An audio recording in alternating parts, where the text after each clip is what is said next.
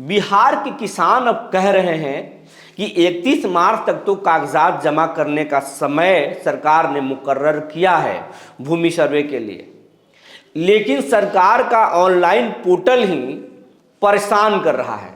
तो क्या ये भूमि सर्वे है या जी का जंजाल है?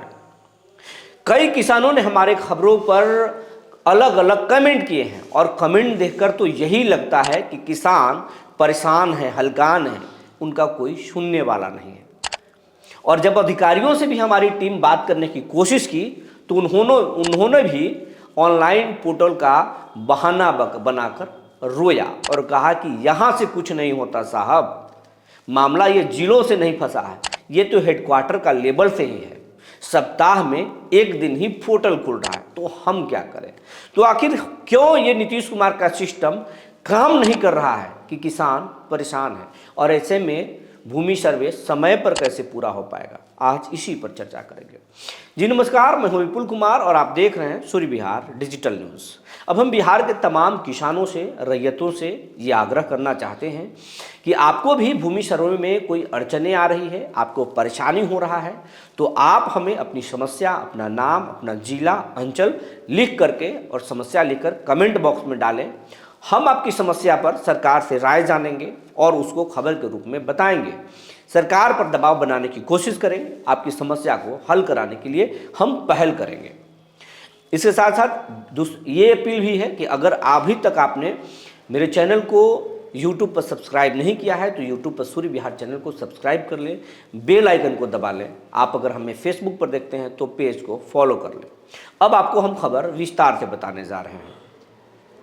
भूमि सर्वे सरकार 31 मार्च 2025 तक कागजात जमा करा लेना चाहती है। ये डेट मुकर्रर सरकार ने किया है कि अगर आप भूमि सर्वे कराना चाहते हैं तो 31 मार्च 2025 तक अपने कागजात को, अपने वंशावली को, तमाम फॉर्मेट को आप जमा कर दीजिए भूमि सर्वे के शिविर में। उसके बाद हम खेतों पर आएंगे, ज़मीन की मापी करेंगे, आपके दस्तावेज जांचने के बाद आपके नाम पर खाता खोलेंगे। अगर आपका दस्तावेज सही होगा तो ठीक, नहीं होगा तो हम आपको 3 मौके देंगे। उन 3 मौक़ों पर आपको सही कागजात पेश करना होगा जिससे कि आपकी ज़मीन का मालिकाना हक साबित हो सके। अगर इन मौक़ों को अगर आप चूक गए तो फिर हम आपकी ज़मीन को सरकार के नाम से खाता खोल देंगे और फिर आप ज़मीन के अवैध दखलकार घोषित हो जाएंगे, यानी आप ज़मीन पर अवैध रूप से कब्जा किए हैं, ये बात साबित हो जाएगी। सरकार अवैध दखलकार लिखने के बाद तुरंत ज़मीन छीने ना छीने, लेकिन बाद में आपसे ज़मीन छीन लिया जाएगा। ये अंदर खाने की बात है। सरकार अभी नहीं बोल रही कि हम किसी का ज़मीन छीनेंगे, लेकिन जब आप कागजात पर ही अवैध दखलकार हो जाएंगे, ज़मीन का मालिक आप नहीं बचेंगे, तो फिर सरकार करेगी क्या?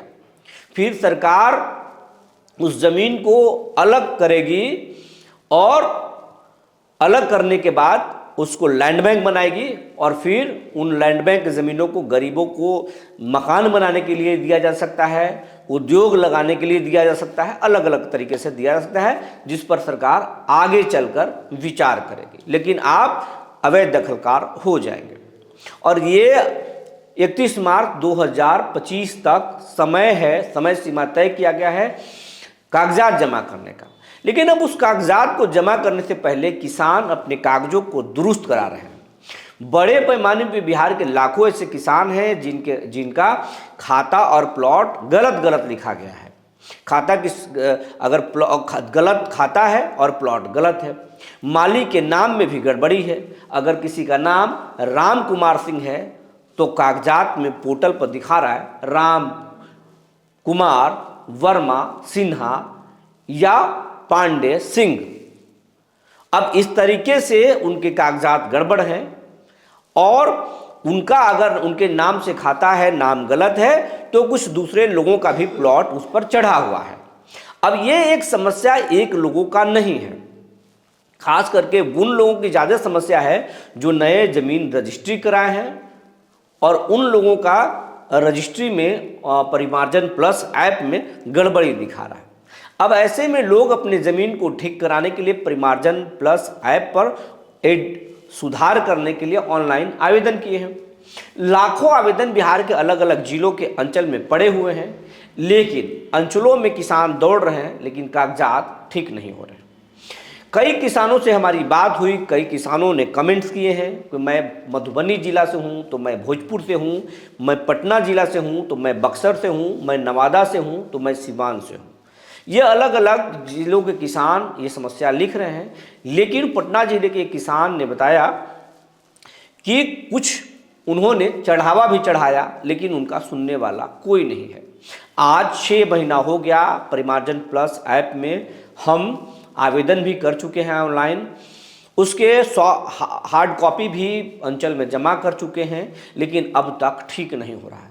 इसी तरह की कुछ शिकायत बक्सर जिले के भी एक किसान की है, सासाराम के भी एक किसान की शिकायत है, नवादा में भी ऐसे किसान हैं। अलग अलग जिलों के किसानों की ये समस्या है। लेकिन अब बिहार के अंचल अधिकारी जो हैं उनका रोना है कि जो परिमार्जन प्लस ऐप है, जो पोर्टल है, वो पोर्टल सप्ताह में 1 दिन ही खुल रहा है, जिसके कारण हम बहुत ज़्यादा काम नहीं कर पा रहे, कुछ ही काम को कर पा रहे हैं। और जब हम कुछ काम करेंगे तो हज़ारों ऐसे आवेदन हैं जो पेंडिंग में है, तो 1 दिन में हम हज़ारों काम फाइलों को तो निपटा नहीं सकते हैं। तो ये हमारे लेवल पे गड़बड़ी नहीं, ये गड़बड़ी हेडक्वार्टर लेवल पे है। और अगर सच्चाई ये है कि हेडक्वार्टर लेवल पर गड़बड़ी है, हमने भी कई लोगों से, सिस्टम के लोगों से बात करने की कोशिश की, तो अधिकांश लोगों ने कहा कि ये पटना स्तर से ही गड़बड़ी है। तो पटना स्तर जब हेडक्वार्टर से ही गड़बड़ी है, तो हेडक्वार्टर के अधिकारी आखिर क्या कर रहे हैं? क्या वो नीतीश कुमार के भूमि सर्वे को फेल करना चाहते हैं? कोई साजिश चल रही है? आखिर नीतीश कुमार को ये पता क्यों नहीं चल पा रहा है कि आखिर गड़बड़ी है? आखिर वो पोर्टल बनाया ही क्यों गया? किसानों को राहत देने के लिए पोर्टल बनाया गया, तो फिर वो पोर्टल को सप्ताह में 1 दिन क्यों खोला जा रहा है? रोजाना क्यों नहीं खोला जा रहा है? 24/7 क्यों नहीं खोला जा रहा है? आखिर कौन सा ऐसी तकनीकी पेच है जिसके वजह से सप्ताह में 1 दिन खोला जा रहा है? और इस विभाग के ACS क्या कर रहे हैं? भूमि सुधार राजस्व विभाग के जो ACS है वो क्या कर रहे हैं? उनको कैसे नज़र नहीं आ रही कि ये इतना महत्वपूर्ण ऐप, जिस पर लाखों बिहार के किसान परेशान हैं आवेदन करके, उनका फाइल कब निपटारा होगा? समय 31 मार्च 2025 है और अब फरवरी का महीना चल रहा है। तो अब तक अगर ये स्थिति होगा तो फिर कैसे लोग अपने कागजात को सुधरवा पाएंगे? और जब कागजात ही नहीं सुधर पाएगा तो वो सही कागजात प्रस्तुत कैसे कर पाएंगे? तो फिर ये किसानों को परेशान करने वाली स्थिति है। फिर वैसे स्थिति में लोग, किसान परेशान होंगे, बिचौलिए उनसे पैसे ठग रहे हैं और पैसे दे रहे हैं, फिर भी उनका काम नहीं हो रहा है। तो क्या किसानों को परेशान करने की ये एक बहाना है भूमि सर्वे? या नीतीश कुमार के ड्रीम प्रोजेक्ट, ये जो भूमि सर्वे है, उसको फेल करने की साजिश है? आखिर बातें क्या है? इसको पर हमने बात करने की कोशिश की। JDU के कुछ मंत्रियों से हमने बात करने की कोशिश की। उन्होंने कहा कि इस तरह की कोई जानकारी नहीं है। अगर ऐसी जानकारी है तो ये सरकार की ACS, इस विभाग की ACS के पास जानकारी दिया जाएगा और फिर उनसे बात करने की कोशिश की जाएगी कि आखिर मसला क्या है। किसानों को हम परेशान नहीं करने देंगे। वहीं बीजेपी के जो प्रदेश अध्यक्ष हैं और इस विभाग के जो मंत्री हैं दिलीप जायसवाल, उनसे भी हमने संपर्क करने की कोशिश की, लेकिन फिलहाल बात नहीं हो पाई है। ये जो मसला है ये उनके संज्ञान में हम ज़रूर देंगे कि आखिर किसानों को इस तरीके से परेशान क्यों किया जा रहा है। तो किसानों की एक बड़ी परेशानी है कि ऑनलाइन जो पोर्टल है, उस पोर्टल को सप्ताह में 1 दिन खोला जा रहा है और उस पर लाखों आवेदन पेंडिंग है। किसान चढ़ावा भी चढ़ा रहे हैं, फिर भी उनका काम नहीं हो रहा है। तो ये एक ऑनलाइन पोर्टल का अलग कहानी है और ये उससे किसान परेशान है और कह रहे हैं कि ये भूमि सर्वे नहीं, जी का जंजाल है। सबसे पहले इस जंजाल को सरकार सुधार करे, तब तो भूमि सर्वे करे। अब भूमि सर्वे में अलग और कहानी है। कई लोगों की रजिस्ट्री जो हुआ है उसके पेपर काफ़ी पुराना है। कई लोगों का पेपर बाढ़ में गल गया है, कुछ लोगों का जल गया है, कुछ लोगों को रजिस्ट्री ऑफिस में मिल नहीं रहा है, परेशान है। सरकार उन्हें खोजने के लिए कोई पहल नहीं कर रही है, कोई मदद नहीं कर रहा है। तो सरकार को इस पर भी पहल करनी चाहिए। दूसरी बात ये भी पता चल रहा है कि सरकारी ज़मीनों पर कब्जा करने के लिए सरकार के आला अधिकारी अब फरवरी महीने में प्लान कर रहे हैं, जो हमने आपको कई खबरों में पहले भी बताया। अब भूमि सर्वे रुका नहीं है। लोग कंफ्यूजन में थे कि भूमि सर्वे रुक गया है, खत्म हो गया है, चुनाव बाद होगा। चुनाव बाद सरकार ने ये कहा है कि जो हम भूमि सर्वे को 25 में खत्म करना चाहते थे, अब वो हमको 26 में खत्म करना है। लेकिन भूमि सर्वे को हमने टाला नहीं है। भूमि सर्वे 26 में खत्म होगा, लेकिन भूमि सर्वे बंद नहीं हुआ है।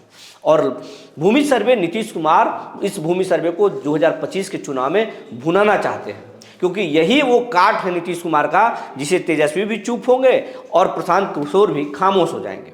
नीतीश कुमार ये काट सबसे बड़ा काट है और ये होकर रहेगा। तो आप सबसे पहले अपने कागजात को सुधारने की कोशिश कीजिए, लेकिन आपकी समस्या पर हमारी नज़र बनी हुई है, सरकार तक हम आपकी समस्या को पहुंचाते हैं। जो जानकारी निकल कर आई थी हमने आपको बता दिया। तब तक के लिए धन्यवाद। अगर आप चैनल पर नहीं जुड़े हैं तो चैनल को सब्सक्राइब करना ना भूलें।